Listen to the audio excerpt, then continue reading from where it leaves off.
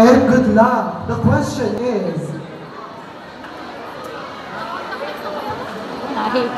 kung ikaw ay isang professional na photographer na naglalakbay sa iba't ibang lugar, paano mo magagamit ang iyong mga larawan upang magbigay diin sa mga issue ng kapaligiran at makapagbigay inspirasyon sa mga tao na kumilos para sa pagbabago? Uulitin ko.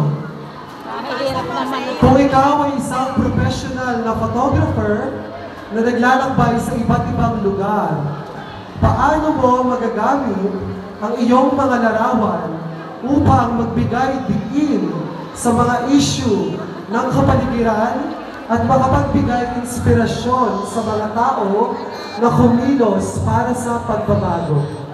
Maraming salamat po sa napakagandang tanong. At unang-una po, magandang gabi po sa lahat ng mga tao na nandito sa Pandigo kami na nanonood sa ating patimpala at sa ating mga punong orado. Magandang gabi po sa inyo.